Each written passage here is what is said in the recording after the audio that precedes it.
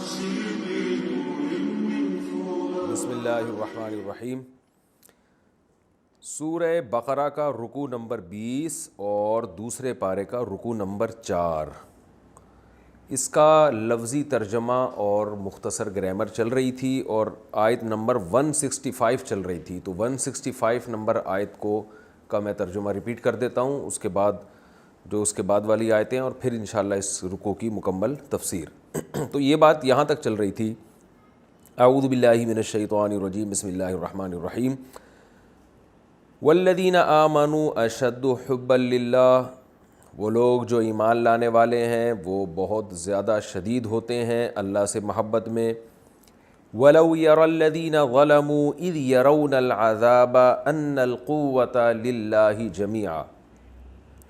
ولو، اور اگر، یَرَى الَّذِينَ ظَلَمُوا، یرا کا معنی دیکھنا، کئی بار گزر چکا ہے یہ لفظ، دیکھ لیں، الَّذِينَ ظَلَمُوا، وہ لوگ جو ظالم ہیں، اِذْ يَرَوْنَ الْعَذَابَ، جب وہ عذاب اپنی آنکھوں سے دیکھتے ہیں، یعنی ظالم لوگ جب دنیا میں عذاب اپنی آنکھوں سے دیکھتے ہیں تو کیا ہی اچھا ہو کہ وہ یہ بھی دیکھ لیں جو آگے آ رہا ہے، کیا دیکھ لیں؟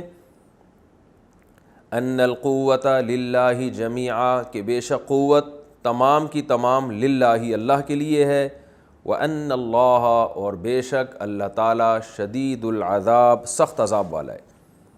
ولو جو ہے نا، لو بعض دفعہ تمنا کے لیے بھی آتا ہے، لو اگر ایسا ہو جائے، یعنی کاش ایسا ہو جائے، تو اس لیے اس آیت کا مفسرین جو ترجمہ کرتے ہیں وہ یوں کرتے ہیں، کیا ہی خوب ہوتا۔ اب دیکھیں، اللہ تعالیٰ تو کاش کا لفظ نہیں استعمال کرتے نا اپنے لیے، اللہ کی تمنا نہیں کاش ایسا ہو جائے، لیکن اللہ ہم سے ہمارے انداز میں بات کرتے ہیں، انسانوں سے انسانوں کے محاورے استعمال کرتے ہیں، تو اس لیے قرآن کا انداز بیان وہی ہے جو ہم نارملی جب ہم کسی سے بات کرتے ہیں نا تو جو ہمارا انداز بیان ہوتا ہے۔ تو قرآن بھی کہہ رہے، جیسے ہم کہتے ہیں یار کاش ایسا ہوتا کہ جب یہ کافر لوگ دنیا میں عذاب کو دیکھتے ہیں تو یہ بھی دیکھ لیتے، یعنی یہ بھی سمجھ لیتے یہ بات بھی کہ واقعی قوت کس کے لیے ہے، اللہ کے لیے، اور واقعی اللہ شدید عذاب والا ہے، یعنی یہ بات ان کی سمجھ میں آ جاتی۔ تو اس کا جواب کیا ہے؟ کاش ایسا ہوتا، یعنی ایسا ہوتا تو بہت اچھا ہو جاتا۔ تو یہ پورا کلام کا مطلب یہ نکلے گا۔ اب میں دوبارہ اس کا آسان ترجمہ کر دیتا ہوں۔ وَلَوْ يَرَى الَّذِينَ ظَلَمُوا، کیا ہی خوب ہوتا کہ ظالم لوگ اگر دیکھ لیتے، دیکھنے کا مطلب سمجھ لیتے، یرا کا معنی سمجھنا بھی آتا ہے۔ جیسے ہم کہتے ہیں نا یار میں تو دیکھ رہا ہوں کہ یہ یوں نہیں بلکہ یوں ہوگا، تو دیکھ نہیں رہے ہوتے آپ، سمجھ رہے ہوتے ہیں کہ میرا خیال ہے۔ ہم کہتے ہیں نا آپ کیا دیکھتے ہیں اس بارے میں، آپ کی کیا رائے ہے، تو دیکھنا سمجھنے کے معنی میں بھی استعمال ہوتا ہے۔ دوبارہ ترجمہ کرتا ہوں، آپ لوگ نا یہ ترجمے رٹ لیں، یعنی اس کی پریکٹس کر کے قرآن کی آیتوں میں، پھر آپ کو انشاءاللہ صحیح فائدہ ہوگا۔ یعنی قرآن کی آیتوں میں غور کر کے تکرار کریں، اس کا بار بار ریپیٹ کریں کہ یار اس کا یہ مفہوم ہے، تو اس سے آپ کو اس پہ قرآن پہ جو ہے نا خوب گرفت مضبوط ہو جائے گی انشاءاللہ آپ کی۔ وَلَوْ يَرَى الَّذِينَ ظَلَمُوا، کیا ہی خوب ہوتا کہ ظالم لوگ سمجھ لیتے۔ کب سمجھتے؟ اِذْ يَرَوْنَ الْعَذَابَ، جب وہ عذاب اپنی آنکھوں سے دیکھتے ہیں تو اس وقت سمجھ لیتے۔ کیا سمجھ لیتے؟ آگے آ رہا ہے، أَنَّ الْقُوَّةَ لِلَّهِ جَمِيعًا، کہ واقعی تمام قوت اللہ کے لیے ہے، وَأَنَّ اللَّهَ شَدِيدُ الْعَذَابِ، اور واقعی اللہ سخت عذاب والا ہے۔ یہ سمجھ لیتے کہ واقعی اللہ کا عذاب بڑا شدید ہوتا ہے، اور وہ شدید عذاب کب ہوگا؟ قیامت کے دن ہوگا۔ یعنی خلاصہ یہ نکلا، یہ تفسیر میں اس لیے بیان کر رہا ہوں کہ اس کے بغیر ترجمہ بھی سمجھ میں نہیں آئے گا، کہ دنیا میں جب یہ لوگ عذاب دیکھتے ہیں نا تو عبرت کی آنکھیں بند ہو جاتی ہیں، ایک اس کو سمجھتے ہیں کہ بھئی یہ تو قدرتی حادثہ ہے۔ تو اللہ فرماتے ہیں اگر ایسا ہو جائے نا تو بہت اچھا ہو کہ یہ دنیا کے عذاب کو دیکھ کے سمجھ جائیں کہ اللہ بڑا شدید عذاب والا ہے، تو آخرت میں کیسا عذاب دے گا۔ تو اللہ کی قوت بہت سخت ہے اور اللہ کا عذاب بڑا سخت ہے، کب؟ آخرت میں۔ دنیا کے عذاب کو دیکھ کر یہ یقین کر لینا چاہیے کہ دنیا میں ایسا ہے تو آخرت میں کیسا ہوگا۔ تو اللہ شدید عذاب والا ہے۔ اِذْ تَبَرَّأَ الَّذِينَ اتُّبِعُوا، یہ شدید عذاب والا کب ہے؟ اِذ کا معنی جب، یہ اس وقت ہوگا۔ تَبَرَّأَ الَّذِينَ اتُّبِعُوا، تبرأ کا معنی ہوتا ہے برات کرنا، کہتے ہیں نا اعلان برات، یہ کئی دفعہ میں بتا چکا ہوں۔ یہ اس وقت اللہ شدید عذاب والا ہوگا جب وہ لوگ براءت کا اعلان کر دیں گے۔ اتبعوا، پیسو وائس، اتبعوا جن کی اتباع کی گئی تھی، جن کو فالو کیا گیا تھا۔ اتبع اکتسب کی طرح، اس کا معنی ہوتا ہے کسی کو فالو کرنا. اتبع فالو کیا جانا، پیسو وائس ہے اکتسبا زوریبا کی طرح. تو اتبع براعت کا اعلان کر دیں گے وہ لوگ جن کو فالو کیا گیا، یعنی با اثر لوگ جن کے پیچھے عوام چلتی ہے، حکمران اور بڑے بڑے لوگ جن کے تحت جن کو لوگ فالو کر رہے ہوتے ہیں، تو وہ لوگ براعت کا اعلان کر دیں گے. من الذین اتبعوا، ان لوگوں سے اعلان کر دیں گے اتبعوا جنہوں نے فالو کیا، یعنی اپنے ماتحتوں سے برات کا اعلان کر دیں گے بھائی ہمارا تمہارا کوئی تعلق نہیں ہے، ہم تو تمہیں جانتے بھی نہیں ہیں. اتبعوا جو فالو کرنے والے لوگ ہیں نا، ان سے برات کا اعلان کر دیں گے. ورأوا العذاب، اور یہ سب لوگ عذاب اپنی آنکھوں سے دیکھ لیں گے. وتقطعت، اور کٹ جائیں گے. قطع کا معنی ہوتا ہے کاٹ ڈالنا، کہتے ہیں نا تعلق قطع کر دیا، قطع تعلق کو توڑ دینا. تو تقطعت باب تفاعل میں اس کا معنی ہوتا ہے ٹوٹ جانا. وتقطعت بہم الاسباب، اور ان کے ساتھ جو اسباب ہیں، سبب کہتے ہیں لنک کو، تعلق کو، ذریعے کو. تو یہ جو ذریعے تھے نا با اثر لوگوں کے اور ان کے ماتحتوں کے درمیان، جو ایک لنک تھا، جو ایک رشتہ تھا، تو اس رشتے کو سبب سے تعبیر کیا گیا. یہ جو اسباب ہیں، جو ایک رشتے ہیں، یہ رشتے سارے ٹوٹ جائیں گے. یعنی کہنے کا مقصد یہ ہے کہ جو چھوٹے لوگ بڑوں کو فالو کیا کرتے تھے اور چمچہ گیری کیا کرتے تھے اور انہی کی باتوں میں آ کے غلط باتیں کیا کرتے تھے اپنے بڑوں کو خوش کرنے کے لیے، اور اس اللہ کے حکم کو ٹھکرا دیا کرتے تھے صرف اس بیس پہ کہ ہمارے تعلقات قائم رہیں اور یہ بڑے ہمارے کام آئیں، تو قیامت کے دن جب سب عذاب اپنی آنکھوں سے دیکھ لیں گے، تو یہ جو بڑے جن کی آج آپ اتنی چمچہ گیری کر رہے ہیں، یہ بڑے قیامت کے دن سب سے پہلے اپنے تعلق کا اظہار کریں گے کہ ہمارا آپ سے کوئی تعلق نہیں ہے، کوئی رشتہ نہیں ہے. یہ نہیں کریں گے کہ چلو انہوں نے ہماری خاطر آج یہ جہنم میں جا رہے ہیں، ہمیں دنیا میں خوش کرنے کی کوشش کی، تو چلو یار ہم اللہ سے دعا کر لیتے ہیں کہ اللہ تو ہم تو جا رہے ہیں عذاب میں، لیکن ان کو کیوں لے کے جا رہا ہے، تو یہ تو ہماری وجہ سے جا رہے ہیں، ہم نے ان کو غلط گائیڈ کیا تو ان کو بچا لے. ایسا نہیں ہوگا، بلکہ وہ چمچہ گیری جو دنیا میں کی تھی اس کا کوئی آخرت میں ان کو فائدہ نہیں ہوگا، بلکہ جو رشتے آپس میں قائم تھے وہ سب ختم ہو جائیں گے. لیکن حسرت ان لوگوں کو ہوگی جنہوں نے فالو کیا. وہ کیا کہیں گے؟ وقال الذین اتبعوا، وہ لوگ جنہوں نے اتباع کی تھی نا، جو چمچے بنے ہوئے تھے، وہ کہیں گے لو ان لنا کرتن، ہائے کاش ہمارے لیے ایک دفعہ کرہ کا معنی ہوتا ہے لوٹنا، تکرار اسی سے ہے نا، ایک چیز کو بار بار لوٹانا، ریپیٹ کرنا، ریوائز کرنا، تو کرہ اور تکرار. تو لو ان لنا کرتن، کاش ہمارے لیے ایک دفعہ دنیا میں لوٹنا ہو جائے. فنتبرأ، فا کا معنی تو نتبرأ، ہم بھی برات کا اعلان کریں گے، منہم ان کم بختوں سے، کما تبرؤ منا، جیسے کہ، کما کا معنی جیسے کہ، تبرؤ یہ تبرہ کر رہے ہیں ہم سے، یعنی کاش ایک دفعہ دنیا میں دوبارہ ہم چلے جائیں اور ہم نے جو چمچہ گیری کی انتہا کر دی تھی، ان کی غلامی کی ہم نے، اور انہی کی کہنے میں آ کے اسلام کی مخالفت کرتے رہے، اللہ کے حکموں کو توڑتے رہے، ان بڑوں کو اپنا باپ بنا کے، اور آج کیسے آرام سے یہ اعلان برات کر رہے ہیں. تو کاش دنیا میں ایک دفعہ جائیں اور پھر ہم ان کو ان کی اوقات دکھائیں، اور ہم بھی دنیا میں جا کے ان سے برات کا اعلان کریں. جب ہم یہ بلائیں گے نا اپنے کاموں کے لیے، چمچہ گیری کے لیے، تو ہم اس وقت اعلان کریں بھائی تم کون ہو، ہمارا تم سے کوئی تعلق نہیں ہے. تو ہم نے تو ساری زندگی ان کو مکھن لگانے میں اور ان کی خاطر ان کی جو ہے نا وہ چاپلوسی میں لگا دی، اور آج دیکھو یہ کمبخت کیسے برات کا اعلان کر رہے ہیں. تو اللہ فرماتے ہیں کذالک یریہم اللہ اعمالہم حسرات علیہم، اس طرح اللہ دکھائے گا. ارا یری کا معنی دکھانا، کئی بار ہو چکا ہے یہ. اس طرح اللہ ان فالوورز کو، ان ماتحتوں کو دکھائے گا، اعمالہم ان کے اعمال، حسرات علیہم ان پر حسرت بنا کے، یعنی ان کے اعمال جو ہے نا جو دنیا میں انہوں نے کیے ہیں، وہ اعمال کیا ہیں؟ اپنے بڑوں کو فالو کیا انہوں نے، تو اللہ ان کو حسرت بنا کے یہ اعمال دکھائے گا قیامت کے دن. حسرت کا مطلب افسوس کا سبب بنا کے، افسوس کریں گے کاش ہم نے ان بڑوں کی بات نہ مانی ہوتی، ان میں جو ہمارے جن کو ہم فالو کرتے رہے ہیں اور اللہ کو ناراض کرتے رہے، کاش ہم نے بات نہ مانی ہوتی. تو یہ جو عمل انہوں نے دنیا میں کیا ہے فالو کرنے کا، اس عمل کو اللہ افسوس بنا کے دکھائے گا اور قابل حسرت بنا کے دکھائے گا. وما هم بخارجین من النار، اور یہ لوگ خروج کرنے والے نہیں ہوں گے آگ سے. یعنی اس افسوس کا یہ فائدہ نہیں ہوگا کہ اللہ کہے گا کہ چلو اب تمہیں ندامت ہو گئی تو چلو آگ سے نکلو. اللہ فرماتے ہیں ایسا نہیں ہوگا, اسی آگ میں پڑے رہیں گے. یہ تو اس رکوع کا لفظی ترجمہ تھا اور اس کی مختصر گرامر تھی. اب میں انشاءاللہ اس کی مختصر تفسیر بیان کرتا ہوں.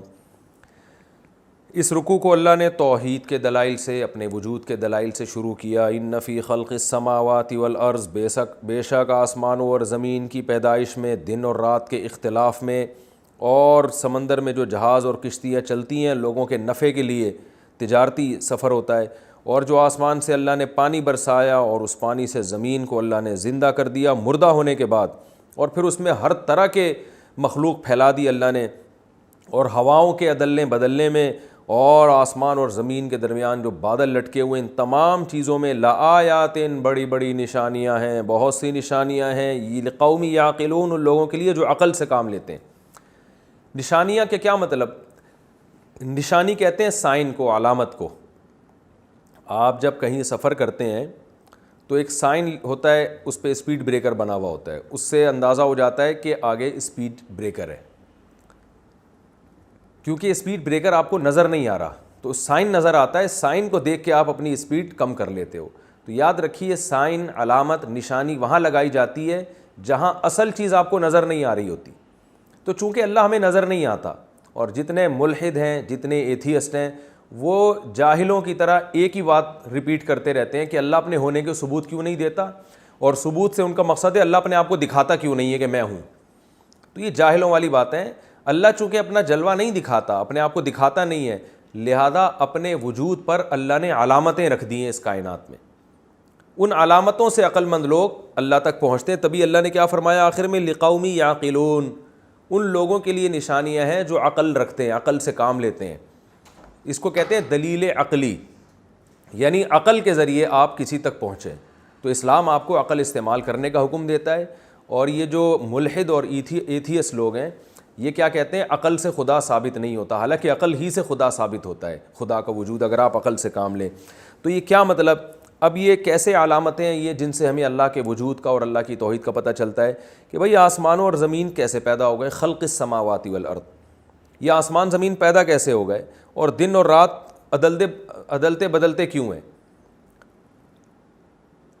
رات لمبی, دن چھوٹا, پھر دن لمبے, رات چھوٹی. اس کائنات کے نظام میں جو اختلاف ہے یہ انسانی صحت کے لیے بہت ضروری ہے, زمین پر بسنے والی مخلوق کے لیے ضروری ہے. تو اللہ نے دن اور رات میں اختلاف کر دیا جس سے موسم چینج ہو رہے ہیں. اور آپ دیکھیں جو نارتھ اور ساؤتھ پول ہے نا, ان میں کیا خامی ہے کہ وہاں پر جو ہے وہ راتیں اور دن بہت لمبے ہوتے ہیں. لیکن اس فالٹ کو اس طرح سے دور کیا گیا کہ جہاں 6 مہینے دن ہوتا ہے نا, تو وہاں پھر دن نہیں رہتا, بلکہ پھر 6 مہینے لمبی رات آتی ہے وہاں پہ. تو اللہ تعالیٰ نے زمین کو جو 23 ڈگری جھکا دیا نا, اس کی وجہ سے دن اور رات میں اختلاف ہو رہا ہے. تو یہ پوری زمین سورج کی روشنی سے مستفید ہوتی ہے, پوری زمین. اگر یہ زمین ایک ہی جگہ پہ ہوتی اور دن اور رات پوری زمین پہ برابر ہوتے, تو جو نارتھ پول میں جہاں روشنی تھی وہاں ہمیشہ روشنی ہی رہتی 12 مہینے, اور جہاں اندھیرا تھا وہاں 12 مہینے اندھیرا ہی رہتا.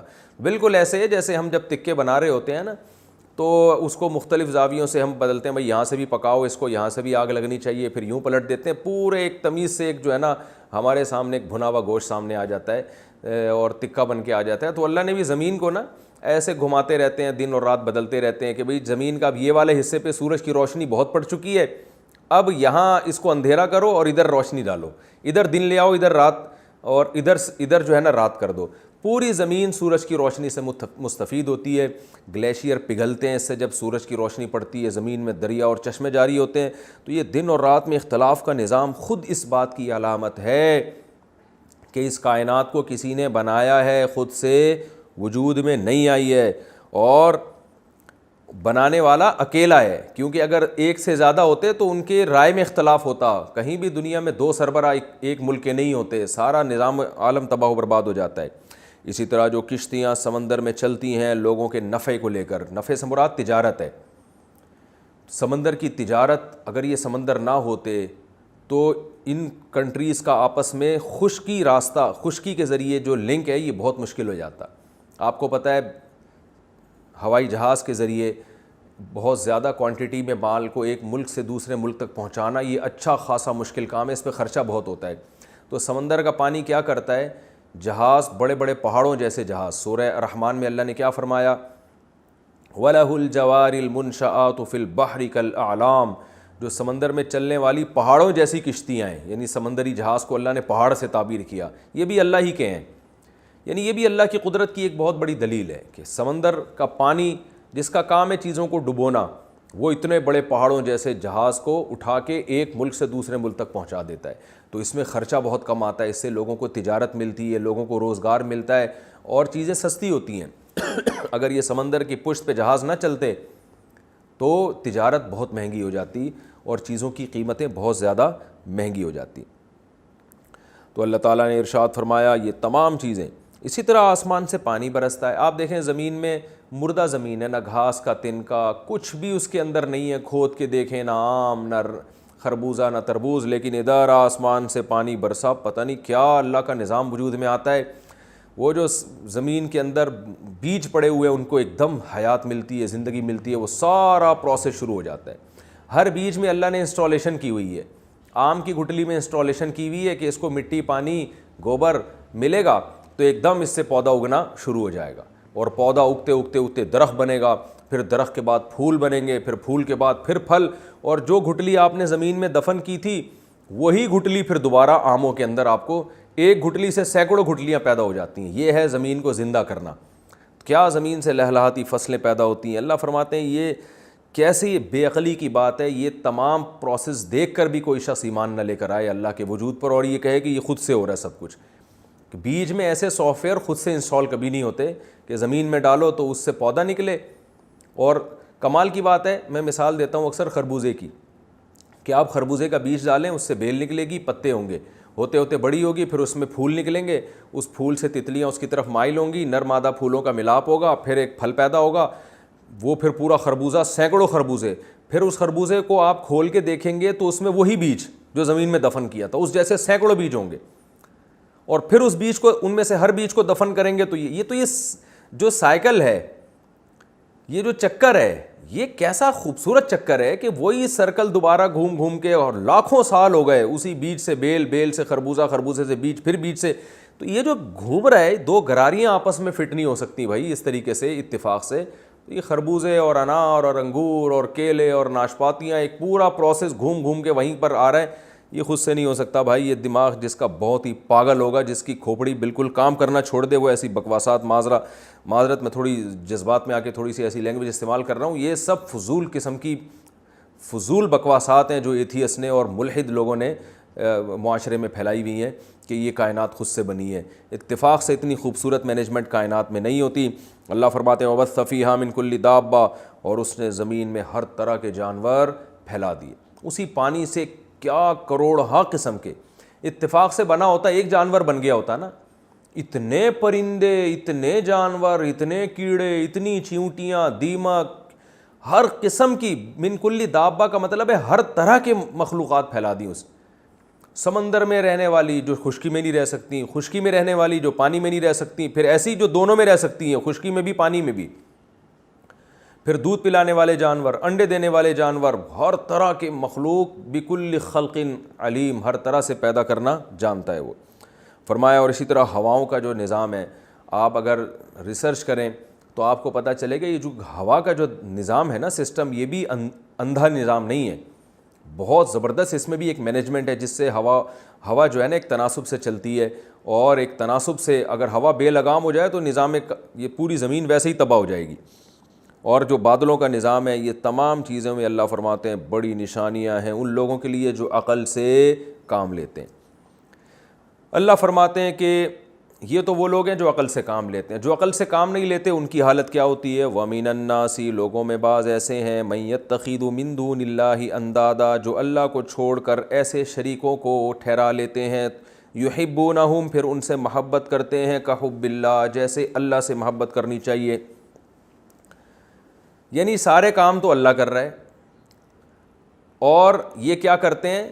اللہ کے سوا کوئی معبود ٹھہرا لیتے ہیں، جیسے ہندوؤں نے بتوں کو معبود بنا لیا، ان سے لو لگا لیتے ہیں، عیسائیوں نے حضرت عیسیٰ علیہ السلام کو اللہ کا بیٹا بنا کے ان کو پکارنا شروع کر دیا.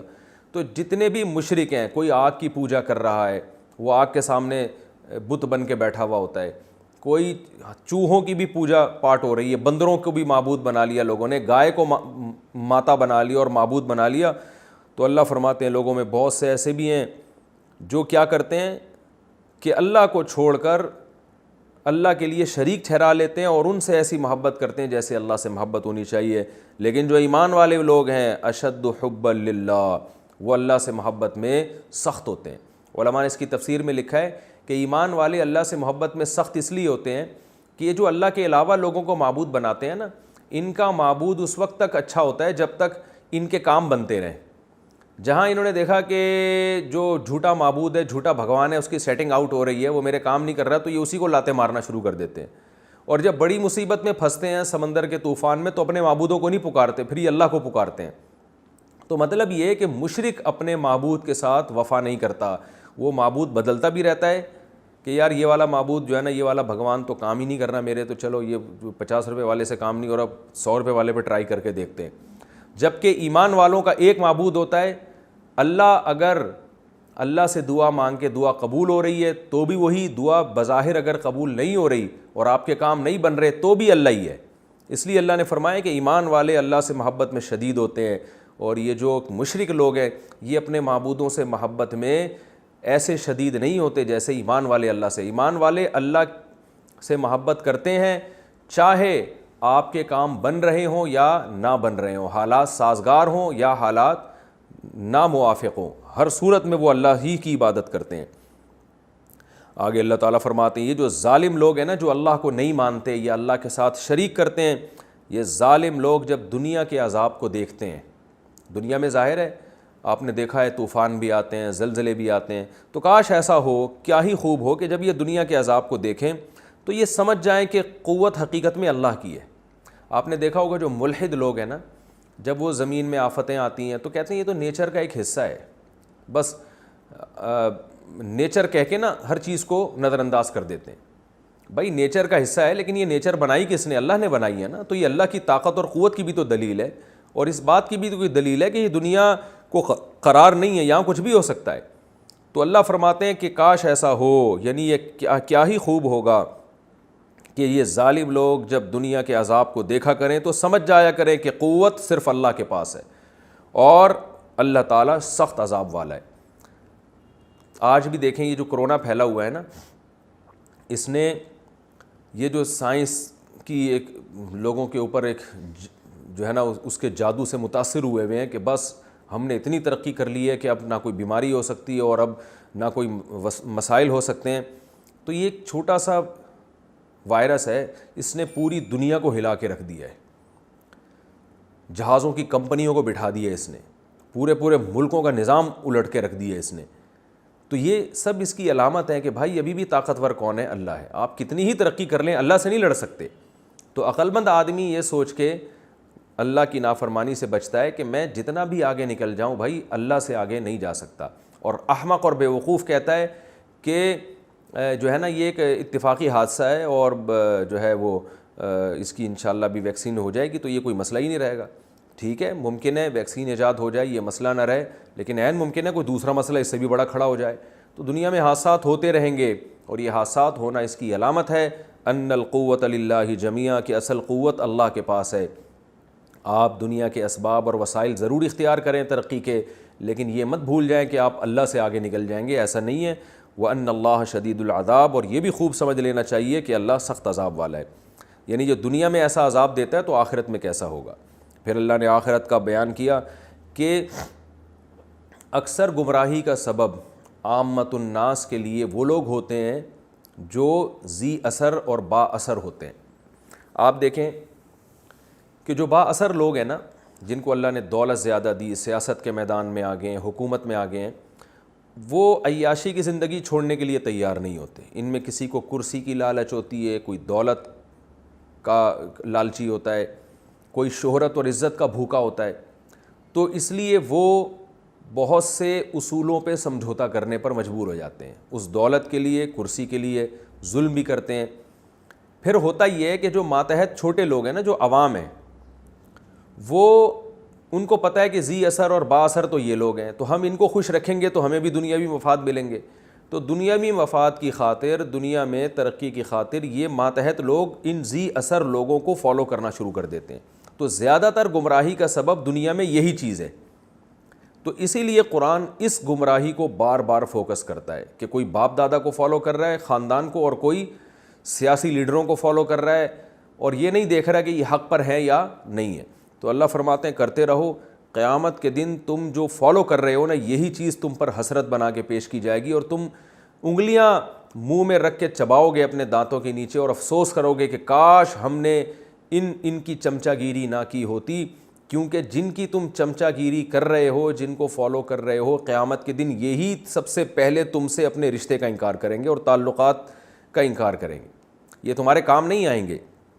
فرمایا اذ تبرأ الذین اتبعوا، اس وقت یہ اللہ کا عذاب ہوگا، اللہ شدید العذاب اس وقت ہے جب برات کا اعلان کر دیں گے وہ لوگ جن کو فالو کیا گیا تھا. کن سے برات کا اعلان کریں گے؟ ان سے اتبعوا جنہوں نے ان کو فالو کیا. برات کا مطلب ہوتا ہے، لوگ مجھ سے پوچھتے ہیں یہ برات کا کیا معنی ہے. ابھی ایک دفعہ میں نے بیان میں کہیں برات کا لفظ استعمال کیا تو ایک صاحب کہتے ہیں برات تو وہ برات ہوتی ہے جو شادی بیاہ میں. تو یہ برات کا مطلب ہوتا ہے کسی سے لا تعلقی کا اظہار. اب لا تعلقی بھی تھوڑا گاڑا لفظ ہے، یعنی یہ کہہ دینا کہ بھائی ہم آپ کو نہیں جانتے، ہمارا آپ سے کوئی تعلق نہیں ہے، کوئی ریلیشن نہیں ہے. اس کو کہتے ہیں برات، براءت. فرمایا اپنے فرما برداروں سے، اپنے فالوور سے براءت کا اعلان کریں گے اور عذاب دیکھ لیں گے، اور ان کے درمیان رشتے منقطع ہو جائیں گے. لیکن یہ وہ وقت ہوگا کہ جو فالوورز ہیں، متبعین ہیں، اتباع کرنے والے ہیں، وہ کہیں گے کاش ایک دفعہ ہم دنیا میں چلے جائیں، اور دنیا میں جا کے دوبارہ وہی منظر قائم ہو جائے تو پھر دیکھو ہم تمہاری کیسی گت بناتے ہیں. ہم نے تو تمہارے چمچا گیری میں ساری زندگی لگا دی، اور آج جب مصیبت آئی ہے تو تم ایسے بن رہے ہو جیسے میں پہچانتے ہی نہیں ہو. تو وہ کہیں گے فنتبرأ منہم، ہم بھی ایسے ہی براءت کا اعلان کریں گے، کما تبرؤوا منا، جیسے تم برات کا اعلان کر رہے ہو. کذالک یریہم اللہ اعمالہم حسرات علیہم، اللہ فرماتے ہیں دیکھو اس طرح سے اللہ ان کے اعمال کو حسرت بنا کے دکھائے گا، اور یہ جہنم کی آگ سے نکلنے والے نہیں ہیں. یہ تو اس رکوع کی تفسیر تھی. اس رکوع سے ہمیں علمی اسباق کیا ملتے ہیں مختصراً بیان کر دیتا ہوں. سب سے پہلے تو اس میں اللہ کے وجود کے دلائل ہیں کہ کائنات میں غور کرنا چاہیے. دیکھیں کائنات میں دو طرح سے غور ہوتا ہے. ایک اس کائنات کی حقیقت کو پہچاننا، جو سائنسدان غور کرتے ہیں وہ بھی ٹھیک ہے، لیکن ایک اس کائنات پہ اس طرح سے غور کرنا کہ کائنات بنانے والے تک پہنچنا، اس کی محبت دل میں پیدا کرنا. تو قرآن ہمیں جس غور کا حکم دے رہا ہے وہ دوسرا والا غور ہے کہ اس کائنات میں غور کر کے بنانے والے تک پہنچو، اس سے محبت کرو، اس کی اطاعت کرو، اور اس کا خوف دل میں پیدا کرو. تو یہ ہمیں پتہ چلتا ہے. دوسری بات ہمیں یہ پتہ چلتی ہے کہ لآیات لقوم یعقلون، اللہ نے فرمایا اس میں نشانی ہے عقل مندوں کے لیے. تو یہ جو آج کل کہتے ہیں نا کہ جو ہے عقل کا استعمال ٹھیک نہیں ہے، تو عقل ہی استعمال کریں گے تو اسلام سمجھ میں آئے گا. بے عقلی سے اسلام سمجھ میں نہیں آتا، عقل سے ہی سمجھ میں آتا ہے اسلام. اور دیندار لوگ عقل مند ہوتے ہیں. اگر کوئی دیندار ہے اور عقل مند نہیں ہے، بے وقوف ہے، اس کا مطلب وہ دیندار ہی نہیں ہے. کیونکہ اللہ تو فرماتے ہیں عقل مندوں کے لیے یہ ساری باتیں، احمقوں اور بے وقوفوں کے لیے تو قرآن خطاب ہی نہیں کرتا ان سے. اب آپ کہیں گے کہ پھر بے وقوف بیچارے کہاں جائیں؟ تو بے وقوفوں سے مراد ہے جو عقل استعمال نہیں کرتے، وہ بے وقوف مراد ہے. اتنی عقل اللہ نے سب کو دی ہوتی ہے کہ وہ استعمال کریں تو آپ حق تک پہنچیں. تو اس لیے عقل کے استعمال کرنے کی بہت شدید ضرورت ہے. یہ دوسرے نقطے کی بات پتہ چلتی ہے. تیسری بات ہمیں پتہ چلتی ہے کہ ایمان والے اللہ سے محبت میں بہت سخت. تو ہمیں تمام محبتوں پر اللہ کی محبت کو غالب کرنا ہے. علماء اس کی مثال دیتے ہیں کہ جب اللہ کے حکم میں اور مخلوق کے حکم میں ٹکراؤ ہو جائے تو پھر ایسے موقع پہ اللہ کی بات ماننی ہے. جہاں ٹکراؤ نہیں ہے وہاں آپ مخلوق کی بات بھی مان سکتے ہیں. مثال کے طور پر آپ کا دل چاہ رہا ہے کھانا کھانے کا، دل چاہ رہا ہے، آپ بھی ایک مخلوق ہیں، آپ کا نفس بھی ایک مخلوق ہے، آپ اس کی اطاعت کریں، کھانا کھا لیں آپ. لیکن اگر رمضان کا روزہ ہے اور دن ہے تو اللہ نے آپ کو منع کیا ہوا ہے کھانا کھانے سے. ایسے موقع پہ آپ نے اپنے نفس کی بات نہیں ماننی بلکہ اللہ کی بات ماننی ہے. اس کی درجنوں مثالیں ہیں، کیونکہ یہ کوئی بیان نہیں ہے تو میں فوکس کرتا ہوں تفسیر کو، تو اس لیے خود مثالیں سوچیں جہاں اللہ کا اور مخلوق کے حکم کا ٹکراؤ ہوگا، ایک دوسرے کے اپوزٹ ہوں گے، وہاں اللہ کے حکم کو ترجیح دینی ہے۔ اس لیے کہ انسان جب دو محبوبوں سے محبت کرتا ہے تو جب ان دونوں محبوبوں میں ٹکراؤ ہوتا ہے تو جس کی محبت زیادہ ہوتی ہے پھر اس کے حکم کو فالو کرتا ہے وہ۔ اور اس سے ہمیں چوتھے نمبر پہ یہ بھی علمی نقطے کی بات پتہ چلتی ہے کہ دنیا میں جو ہم مصیبتیں، آفتیں، ایکسیڈنٹ، زلزلے، سیلاب اور یہ ساری ٹینشنیں جب ہم دیکھتے ہیں تو ہمیں اس سے صرف یہ نہیں دیکھنا چاہیے کہ یار یہ تو نیچر کا ایک حصہ ہے، بلکہ ہمیں اس سے یہ سوچنا چاہیے کہ یار اس کا مطلب اللہ کی پکڑ بہت شدید ہے، اور اس سے ہمیں اپنے دل میں اللہ کا خوف پیدا کرنا چاہیے کہ دنیا میں جب اللہ اس طرح سے اپنی مخلوق سے انتقام لے لیتا ہے تو آخرت میں کیا حال ہوگا۔ تو ہم لوگ نا بہت زیادہ خوش فہمی میں مبتلا ہوتے ہیں بہت سی چیزوں کے بارے میں، کہ بس ایک چیز ہم نے فرض کر لی، اللہ غفور الرحیم ہے، یقیناً اللہ غفور الرحیم ہے، لیکن اللہ نے خود قرآن میں کہا میں انتقام لینے والا بھی تو ہوں۔ غفور الرحیم ان لوگوں کے لیے ہوں جو گناہوں پہ توبہ کرتے ہیں، جو توبہ نہیں کرتے ان کے لیے تو میں انتقام لینے والا ہوں۔ تو انتقام کی صورتیں ہم دنیا میں دیکھتے ہیں، کبھی تو یہ دنیا کے عذاب آتے ہیں درجات کی بلندی کے لیے، لیکن بعض دفعہ اللہ کا عذاب نافرمانی کی وجہ سے بھی آتا ہے۔ تو عبرت کی آنکھیں اگر ہوں انسان کی تو اسے یہ دنیا کے عذابات اور آفتیں دیکھ کر ڈرنا چاہیے، سوچنا چاہیے کہ جو اللہ دنیا میں یہ کچھ دکھا رہا ہے آخرت میں اس کا انتقام کیسا ہوگا، اور یہ سوچ کے پھر گناہوں سے بچنا چاہیے۔ اور ایک آخری بات کہ ہمیں بھی یہ دیکھنا چاہیے کہ ہم اپنے بڑوں کی اطاعت میں کہیں کوئی ایسا الٹا کام تو نہیں کر رہے بڑوں کو خوش کرنے کے لیے، اگر کر رہے ہیں تو ہمیں اس سے توبہ کر لینی چاہیے، کیونکہ جن بڑوں کی خاطر ہم، یعنی مثال کے طور پر ہم کسی سیاسی جماعت میں اور ہمارے سیاسی لیڈر الٹی باتیں کر رہے ہیں، الٹے کام کر رہے ہیں، اور ہم انہیں خوش کرنے کے لیے ان کے ہر الٹے کام کو سیدھا کر کے پبلک کے سامنے پیش کر رہے ہیں اور غلط باتوں میں ان کو فالو بھی کر رہے ہیں تاکہ ہمیں وہاں سے عزت ملے، پیسہ ملے، تو بھائی یہی جو آپ کے سیاسی لیڈر ہیں نا کل قیامت میں اعلان کر دیں گے میں تمہیں جانتا بھی نہیں ہوں، اور پھر آپ کو افسوس ہوگا یار کاش ہم دنیا میں موقع ملے اور دوبارہ جائیں اور ہم ان سے برات کا اعلان کریں۔ تو سیاسی لیڈر ہو یا آپ کے کوئی جاہل پیر ہے، کوئی بدعتی پیر ہے، اس پیر صاحب کو خوش کرنے کے لیے آپ نے شرک کر رہے ہیں، بدعتوں کا ارتکاب کر رہے ہیں، جیسے ہوتا ہے جاہل پیروں میں کہ ان کے مریدین بس الٹی باتیں کر رہے ہوتے ہیں اور پیر صاحب ناراض نہ ہو جائیں، تو یا آپ کے بڑے ہیں یا آپ کا کوئی آفیسر ہے اس کو خوش کرنے کے لیے ناجائز کام آپ کر رہے ہو۔ دفتروں میں ایسا بہت ہوتا ہے، مکھن لگا رہے ہوتے ہیں اپنے باس کو خوش کرنے کے لیے، ناجائز تعریفیں کر رہے ہوتے ہیں اس کی، تو یہ سب باتیں خلاف شریعت ہیں، کیونکہ یہ قیامت کے دن حسرت اور افسوس کا سبب بنے گی۔ یاد رکھیں اپنے بڑے کی جائز کاموں میں اطاعت کرنا، اسے عزت دینا یہ جائز ہے بلکہ مستحب ہے۔ نبی صلی اللہ علیہ وسلم نے فرمایا انزل الناس منازلہم، لوگوں کو ان کا وہ مقام دو جس کے وہ مستحق ہیں۔ تو کوئی بڑا ہے دنیا میں تو اس کو عزت دینی چاہیے، اس کو فالو بھی کر سکتے ہیں، ناجائز چیزوں میں فالو نہیں کرنا، یہ اس آیت کا میسج ہے۔ تو یہ رکوع تھا، اس میں جو اسباق ملتے تھے وہ میں نے آپ کے سامنے بیان کر دیے۔ اب ہمارا وقت تو باقی ہے، اب 5 منٹ میں اگر اگلا رکوع پڑھوں گا تو وہ کمپلیٹ نہیں ہوگا۔ میری کوشش یہ ہوگی کہ میں رکوع وائز چلوں، یعنی جو ہمارا 40 منٹ کا جو ایپیسوڈ ہوتا ہے نا اس میں کوشش یہ ہم کریں گے کہ ایک پورا رکوع کمپلیٹ ہو جائے تاکہ لوگوں کو سرچنگ میں پرابلم نہ ہو، یعنی لوگ یہ دیکھیں بھائی یہ آج یہ رکوع ہے، یہ پورا رکوع کمپلیٹ ہے۔ اب ہو یہ رہا ہے کہ 40 منٹ کے اندر بعض دفعہ ایک رکوع کا آدھا ترجمہ ہوا ہوتا ہے، آدھا ترجمہ دوسرے ایپیسوڈ میں آتا ہے، پھر اس کی تفسیر تیسرے ایپیسوڈ میں، اور وہ بھی آدھی تفسیر، تو لوگ کنفیوز ہو جاتے ہیں۔ تو اس لیے میں اب اس کی کوشش کروں گا کہ رکوع وائز ہم چلیں، رکوع کے اعتبار سے ہم چلیں، رکوع وائز ہم چلیں، رکوع کے اعتبار سے ہم چلیں، اور ایک رکوع کا ترجمہ بھی ہو، تفسیر بھی ہو، اور اس کی جو گرامر بھی ہو، اور اس میں جو علمی نکات ہیں وہ سب ایک ہی ایپیسوڈ میں ہوں، اور بہت زیادہ ہوا تو 2 ایپیسوڈ میں ہم اس کو ڈیوائڈ کر دیں، یعنی ایک رکوع کے اندر دوسرا رکوع داخل نہ کیا جائے، اس کی ہم کوشش کریں گے۔ اللہ تعالی ہم سب کو سمجھنے کی، عمل کرنے کی توفیق عطا فرمائے۔